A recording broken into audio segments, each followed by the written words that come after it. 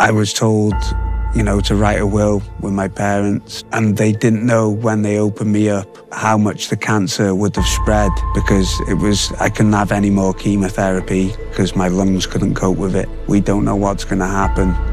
We're going to do the best we can for you, but you know, you might not come out the other side. I felt really good in there when I was fighting Garcia. I feel like everything in my life, as well as my career, has been building to that moment, and something like this moment that's happening now. I just felt like it was meant to be, and whoever was in there with me that night wouldn't be able to beat me. And when I realised I was cutting the fight, I felt okay and I felt good, to be honest, because it wasn't really affecting the way I was performing. I did think I needed to step up the pace a little bit, but I managed to win the next round after that. And in between the first and the second round, the doctor come in and said they'd done a good job on the cut. So I was hoping it was going to be okay for the end of the fight. It was heartbreaking. I felt like it was a typical Aaron Abbey moment where things don't go as you want them to go. For me, I wanted to carry on, and I'd do anything I could to carry on that fight. There was 3 rounds left, and you know, those moments that you're not in control of, you get taken away something that you want so bad. It was hard, and you could see it when it happened. I wasn't really one for being able to hide the way I felt. I think I just broke down, and you know, you want something all your life, and you want something so bad. You know, it's gonna hurt, and it's meant to hurt as well. You know, I don't expect it to me to feel any different because I care about it. I'm passionate about it. So, you know, it was just one of them things that builds us up to where we are now. The wins and losses aren't as important as my journey, as the people I touch. And I got a message one night off a guy called Chris, whose son was recently diagnosed and born with cystic fibrosis, and said he just like sat there crying on his phone and was typing in hashtags like cystic fibrosis athletes, cystic fibrosis fighters, and found my page and read into my story. And he just messaged me just saying that I gave him hope for his son, and he wanted his son to grow up and be like me. You know, I gave him a message back. We told him we'd stay in touch, and we just kept in contact. And he was from Newcastle, and when he heard I was fighting there, he wanted to come to the fight. And I think probably like 3 or 4 weeks before, his son had just started jiu-jitsu as well, which was amazing, getting in the gi. And he sent me a picture, you know, and we stayed in touch. But walking back from the fight after beating Christopher Daniels, I seen him in the crowd, and we were both emotional, and I gave him my T-shirt and told him it was for his boy. And, you know, we'll stay in touch ever since. And, you know, those relationships and those people you can help. You know, I was always told, like, if you can make a positive impact in one person's life as you grow up, you've done a good job. So hopefully I've managed to do that. The last time I was in Birmingham was for my operation at the end of the cancer, and Dr. Patel, Surgeon Patel, he was the only surgeon in the UK who would perform the operation on me because of how dangerous it was and where the lymph mass was in my stomach. You know, I knew I had the operation date, and I prepared for that like a fighter. Went and got my weight up, got my lung function better, and come and just let what would be, not knowing if I was going to come out the other end of that operation. And I actually haven't been back to Birmingham until now, and you know, maybe it's written in the stars that I get to fight for that world title in Birmingham, and it becomes a special place in my heart. Like it already is, if I can win it on that night, maybe everything's aligning and it's meant to be.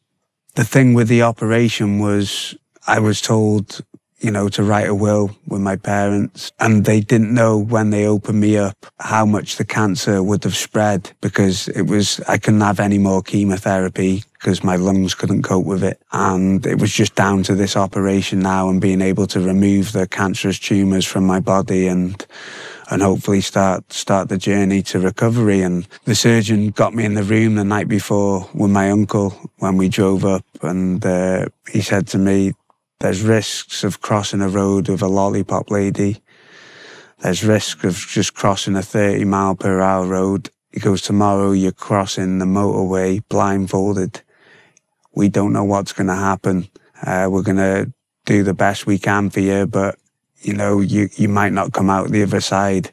If we touch the valve that takes blood to and from your heart, it's game over. So it was one of them. You didn't know what was going to happen after it, and I'm fortunate to be here today to tell that story, and that's why I want to make the most of it. My thoughts on getting this opportunity to fight for the Oktagon world title and to fight against Sam Creasy is, again, almost those thoughts of destiny and fairy tale endings that you maybe come to a point in my life where you don't feel exist. Sam Creasy probably gave me my most convincing loss of my career. Last time we fought, it wasn't even close.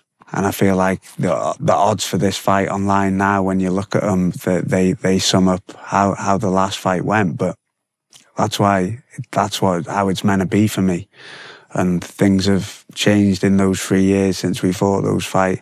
And now it's up to me to go and prove everyone wrong and prove the people around me right.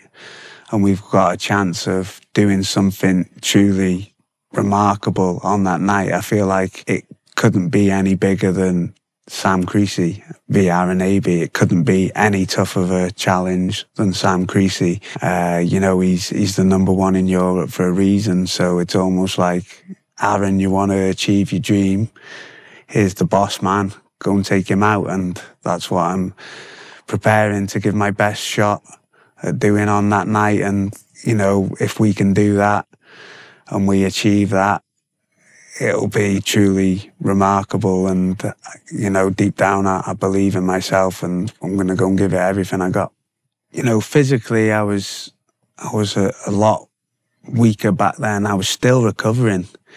You know, I was actually ate breakfast and drank water before the weigh-in, so we wouldn't know how light I was. And I think when you watch that fight back, you can see we look like 2 weight classes apart. You know, it was probably early in my career and in the performance that not just the size, but the skill set also showed. We're further on from there. This year I'm 5 years cancer-free. I'm bigger, I'm stronger, I'm better. Have I closed the gap enough? Because it was a big gap, time will tell. But I certainly think it's going to be a lot different fight than the last one. You know, one thing that wasn't there last time when I fought Sam was the crowd. It was in lockdown, so it was COVID restrictions. And there's nothing like the extra energy that the Aaron Abbey support brings. I'm representing the fighting man, the underdog, someone who can do something when the odds are against them. And it's about us doing this on that night together. And, you know, I hope everyone's gonna be there and being that 12th man, as they say in the football, with the crowd on the night, because if we're gonna do this, we're gonna do it together, and it's gonna be a special night if we can become world champion on April the 20th in Birmingham. If you can be there, Birmingham, April the 20th, get your tickets at theticketfactory.com. Come and watch an amazing night of MMA action. Cesta, po níž v životě kráčel, nebyla lehká. Denně musí žít s cystickou fibrózou a v minulosti vyhrál boj s rakovinou. Díky svému návratu do MMA a následnému vzestupu se stal šampionem lidu. Inspirativnímu Aaronu Abymu se na cestě za titulem šampiona Oktagonu postaví do cesty jedna z nejlepších mužích vah na světě. Bývalý šampion organizace Cage Warriors a muž, který Abyho v kleci již porazil. Sam Juraj Creasy. Kdo si z Birminghamu odnese zlato Oktagonu? Liverpool versus Londýn. Vyostřený souboj o pozici alfasamce. Zářící hvězda Shamrock je zpátky. A proti němu The Ghost Stefano Katakoli. Vysoce očekávané čtvrtfinále turnaje Tip Sport Game Changer o 1 milion eur. V němž se jediný britský zástupce Akon Vonlis utká se švédskou jedničkou Siragem. Irský válečník Will Flery proti nebezpečné pětce žebříčku D.D. Škvorovi. Král treštolku Dennis the Menace Frimpong. Největší britská naděje MMA a šampion Oktagon výzvy. A také místní talenty z vyhlášeného birminghamského Renegade Gymu. Amari Kendrick a Liam Etebar. 20. dubna Oktagon 56 v Resort World Areně v Birminghamu. Vstupenky zakoupíte na webu theticketfactory.com.